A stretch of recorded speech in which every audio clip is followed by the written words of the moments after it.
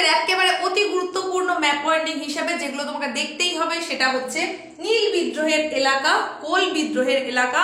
এইরকমই গুরুত্বপূর্ণ আর কোন কোন ম্যাপ পয়েন্টিং ঠিক এই অন্তিম মুহূর্তে তোমাকে দেখে যেতেই হবে সম্পূর্ণ নম্বরটা পাওয়ার জন্য। এবার জেনে নাও সেইগুলো। প্রিয় ছাত্রছাত্রীরা, রাত পোহালেই তোমাদের ইতিহাসের পরীক্ষা। হ্যাঁ, মাধ্যমিক তোমরা যারা দিচ্ছ তোমাদের ইতিহাসের পরীক্ষা হচ্ছে আগামী 17ই ফেব্রুয়ারি। আর এই ইতিহাস বিষয়ের একটা গুরুত্বপূর্ণ অংশ হচ্ছে ম্যাপ পয়েন্টিং। সেখানে যদি তুমি সম্পূর্ণ নম্বরটা পেতে চাও তার জন্য তোমাদেরকে হাতে গোনা কয়েকটা এই শেষ মুহূর্তে এসে ম্যাপ পয়েন্টিং এর কথা বলবো, যেগুলো তুমি প্র্যাকটিস করলে অবশ্যই পুরো নম্বরটা পাবে।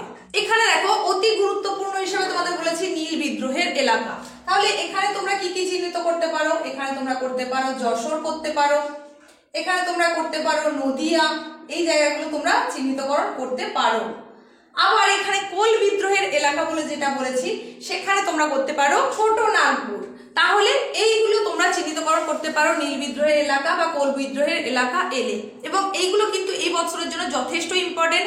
এছাড়াও তোমরা আর কোন কোন বিদ্রোহের এলাকা দেখে রাখবে? গুরুত্বপূর্ণ ম্যাপ পয়েন্টিং হিসাবে তোমরা আরো দেখে রাখবে সাঁওতাল বিদ্রোহের এলাকা, চুয়ার বিদ্রোহের এলাকা, মুন্ডা বিদ্রোহের এলাকা, তারই সঙ্গে দেখে রাখবে রংপুর বিদ্রোহের এলাকা। তোমরা জানো তোমাদের খ বিভাগে মোট 5টা উপবিভাগ থাকে, প্রত্যেকটা উপবিভাগে 4টে করে প্রশ্ন থাকে, তাহলে টোটাল প্রশ্ন থাকে 20টা। কিন্তু সেখানে তোমাকে প্রশ্নের উত্তর দিতে হবে 16টা। কিন্তু বোর্ডের নিয়ম অনুসারে প্রত্যেক উপবিভাগ থেকে একটা করে প্রশ্ন তোমাকে টাচ করতেই হবে।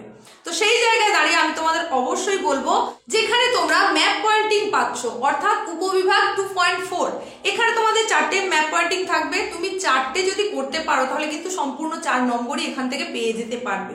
তাই অবশ্যই গুরুত্ব সহকারে এখন যে ম্যাপ পয়েন্টিং গুলোর কথা বলছি অবশ্যই দেখে যাও পরীক্ষা দিতে যাওয়ার ঠিক আগের মুহূর্তে।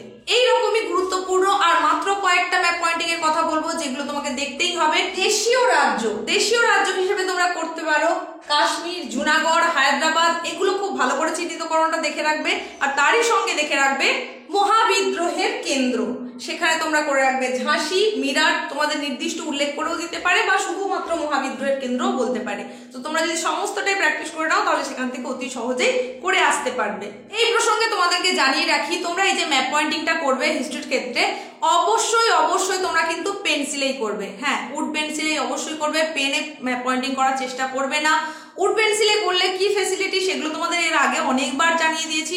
অবশ্যই উড পেন্সিলে করবে, এবং শুধুমাত্র পেন্সিলে করবে এমন নয়, কোন দাগ নম্বরটা চিহ্নিত তুমি করলে সেটাও অবশ্যই উল্লেখ করবে। তাহলে কি হবে, পরীক্ষক তোমাকে সম্পূর্ণ নাম্বারটা খুব সহজেই দিতে পারবে। আরো একটা কথা যেটা না বললেই নয়, সেটা হচ্ছে তোমরা এই যে ম্যাপ পয়েন্টিং করবে, ম্যাপটা তো একটা লুজ সিট। তোমরা দেখেছি পরীক্ষার যখন খাতা চেকিং হয় অনেকেই এই সিটটাকে একেবারে খাতার শেষে বেঁধে দাও।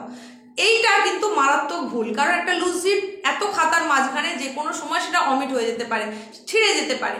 তাই তোমরা একেবারে শেষে এটাকে না বাইন্ডিং করে খাতার মাঝখানে এটা দিয়ে দেবে, দিয়ে তারপরে খাতাটা সেলাই করবে। তাহলে তোমার এটা খোয়া যাবে না এবং সহজে পরীক্ষক দেখতে পারবেন, তুমি নম্বরটাও পেতে পারবে। এরপর অতি গুরুত্বপূর্ণ ম্যাপ পয়েন্টিং হিসেবে যেটার কথা বলছি সেটা হচ্ছে বাংলার ওহাবি আন্দোলনের কেন্দ্র। এটা তোমরা কি চিহ্নিতকরণ করবে? অবশ্যই চিহ্নিতকরণ করবে বারাসাত। আর যতগুলো তোমাদের এই ম্যাপ পয়েন্টিং এর কথা বলছি এগুলো কিন্তু চ্যানেলে আগেই করে দেওয়া হয়েছে, তোমরা নিশ্চয়ই সেগুলো দেখে থাকবে। যদি এখনো না দেখে থাকো সেখান থেকেও দেখে নিতে পারো। আজকের এই ছোট্ট ভিডিওর একদম শেষ অংশে আমরা চলে এসেছি। তোমাদের অতি মূল্যবান এই সময়টুকু আর নষ্ট করতে চাইছি না। শেষের প্রশ্নটা বলার আগে বলি, এর আগে তোমরা যে পরীক্ষাগুলো দিলে সেই পরীক্ষাগুলো তোমাদের ঠিক কেমন হয়েছে সেটা তোমরা কমেন্টে জানাতে পারো। ইতিহাসের পরীক্ষার প্রস্তুতি তোমাদের কেমন সেটা জানাতে পারো। নেক্সট ভিডিও হিসেবে তোমরা কোনটা চাইছো সেটাও জানাতে পারো। তোমাদের আগামী দিনের জন্য অনেক অনেক শুভেচ্ছা থাকলো। তোমাদের প্রত্যেকের পরীক্ষা খুব ভালো হোক। এখন দেখে নাও শেষ প্রশ্ন। একেবারে শেষে এসে তোমাদের যে প্রশ্নটা অবশ্যই দেখতেই হবে সেটা হচ্ছে আইন অমান্য আন্দোলনের কেন্দ্র। ভেরি ইম্পর্টেন্ট তোমাদের এই বছরের মাধ্যমিক পরীক্ষার জন্য। আর এই আইন অমান্য আন্দোলনের কেন্দ্র হিসেবে তোমরা অবশ্যই দেখে রাখবে ডান্ডি। এগুলো সবই তোমাদেরকে আগে করিয়ে দিয়েছি, তোমরা অবশ্যই নিজেরাও নিশ্চয়ই সেগুলো প্র্যাকটিস করে নিয়েছো। খুব ভালো করে দেখে নাও চ্যানেলের তরফ থেকে, এবং আমার তরফ থেকে তোমাদের প্রত্যেকের জন্য রইল অনেক শুভেচ্ছা।